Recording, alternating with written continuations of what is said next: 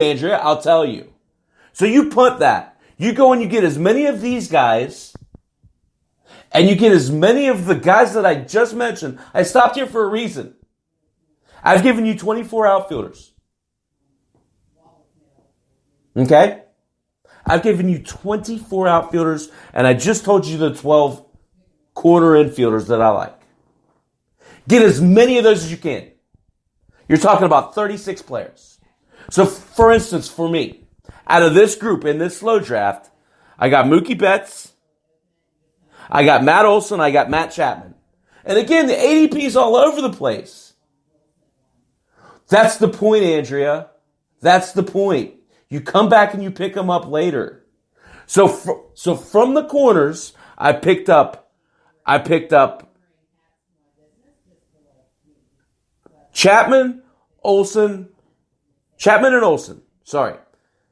But from the outfield, I picked up Marte. I picked up Mookie. And I picked up Mancini. Now Mancini bit me in the ass. I'm admitting that. Again, it happened after the fact, right?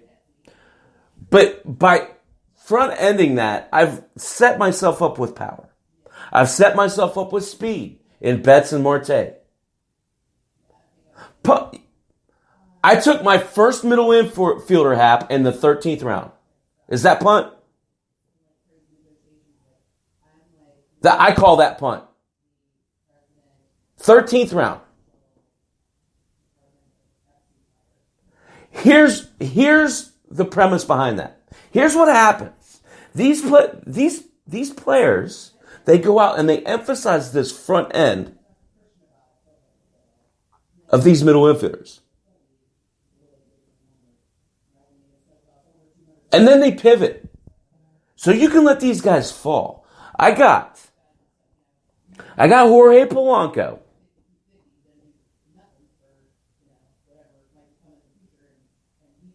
I got Jorge Polanco in the 15th round. Yes, I agree. I think it's punting. The 15th round is when I took my first middle infielder in this draft. I have yet to take a catcher. We are now in the 17th round. And I have yet to take a catcher. I'm getting to that point. Thank you. So, in the 15th round, this is who I was able to put in my starting lineup. Jorge Polanco, Kevin Newman, and Luis Arias. I'm specializing on high average guys in that position because you can get them at that price point. Now, the important part is to supplant with power and speed. You have to focus on those two in that first third of the draft. Half of the draft, however you want to look at it. So, Danny Santana, I got in the 13th round. I plan on playing him in center field. But again, to my point, the versatile guy, the guy that could play other positions, right? I plan on playing Santana some at first base. As I mentioned earlier, the stolen base aspect of it. But then I can also put him in center field. This is a Daily Moves leaf, by the way. So by doing that, the other part of this is you can't lose sight of pitching. You have to focus on pitching.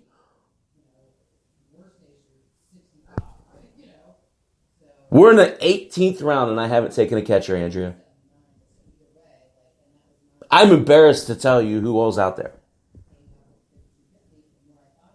I have my eye on one guy. I'm not going to say it because there's suckers in here in that draft. But if you're not, I just don't see that big. I just don't see that big a difference between Gary Sanchez and Carson Kelly. Between JT Realmuto and Yadier Molina. It's not worth the value. I'd rather backfill it with quality depth. So I got my pitchers. I picked up Shane Bieber in the second round. You have to get an ace. No, it's not Roberto Perez.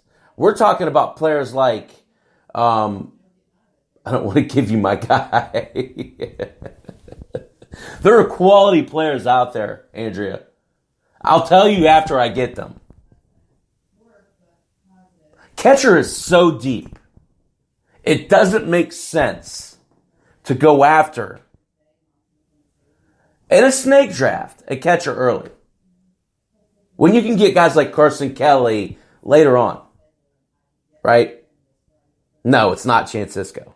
There's like 3 or 4 guys out there that are still really good.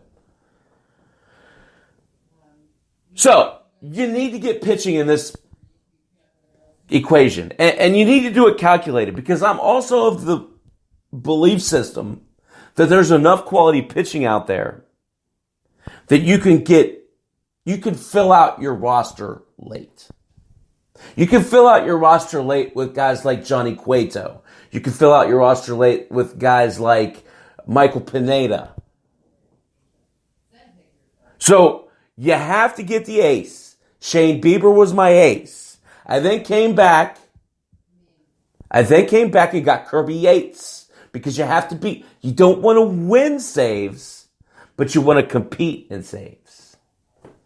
Kirby Yates. I came back with Bumgarner. Now, mind you, this is the league. I also have Luzardo in a rookie draft. Okay? Alex Wood. Hauser from Milwaukee. These are all guys that are still available. Okay? So you come back and Madison Bumgarner to fill in, and then Ken Giles and Edrod later on. So you're throwing 2 good closers.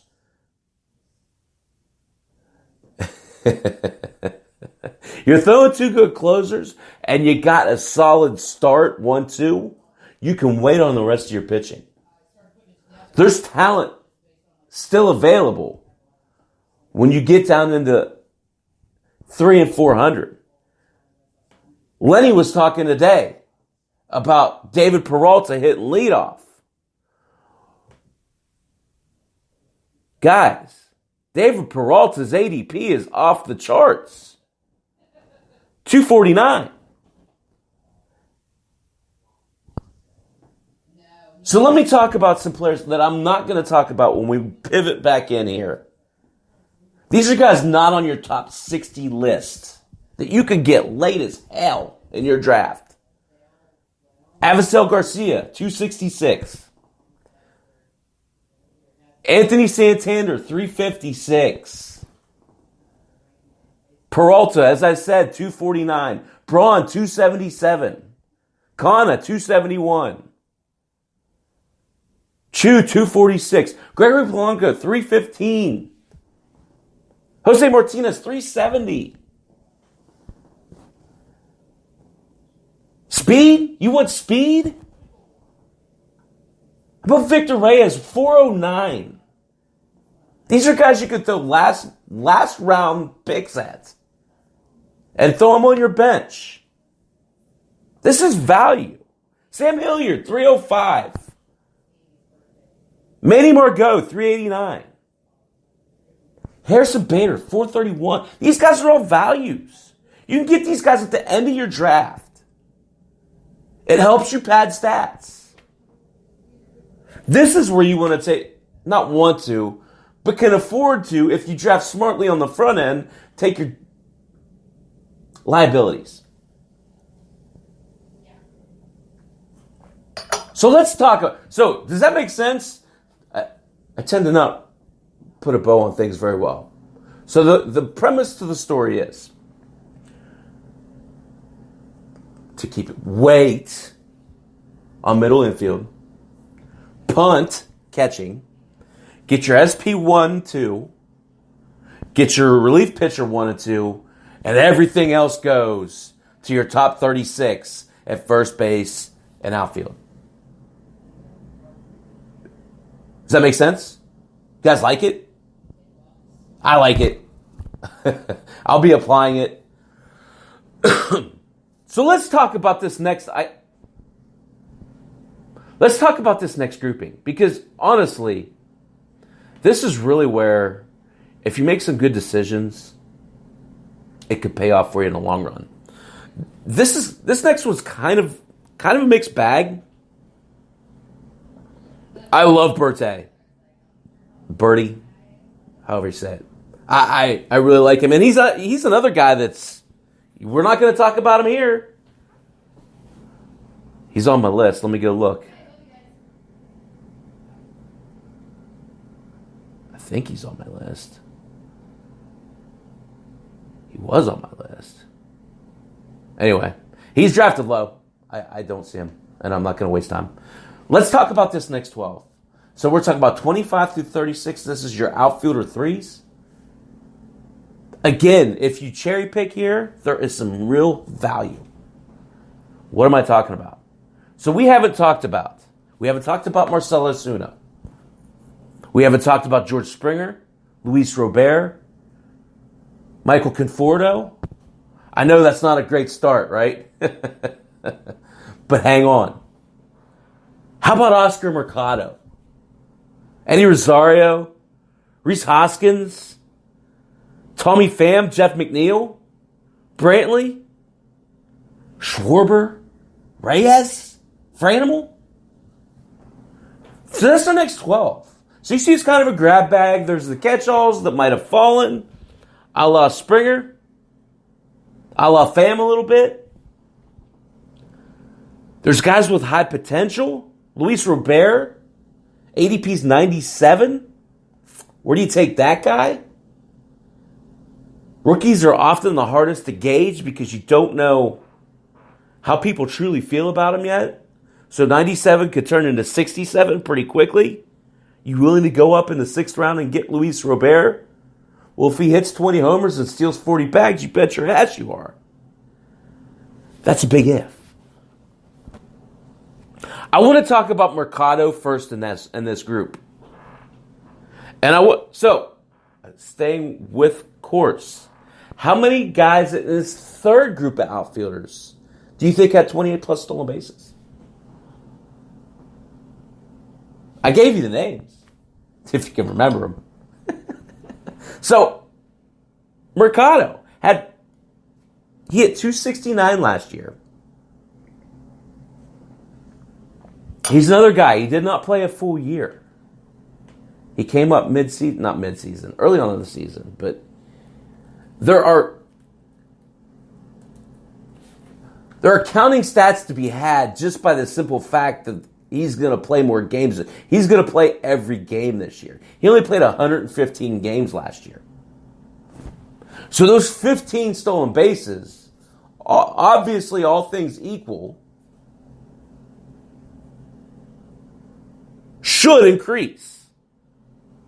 As should his 15 homers. Good guess, Taco. Close. Tommy Pham is the only guy who had 20 stolen bases in this third group. So, again, I'll do the math, because I'm a mathematician.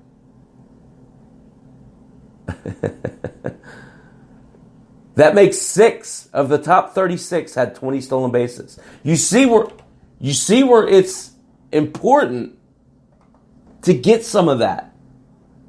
Because you could very quickly be totally out of the equation if you're not keeping that into account. Right? Make sense? I'm not a big It's funny because a lot of these guys I'm not a big fan. I'm not a big Tommy Pham fan. But if you need to stolen bases, that's why it's important to get the guys on the front end. The Austin Meadows. The Starling Martes. The Bellingers. The Yelich's. The Acunas. Because they're scarce. There's not a whole lot of them.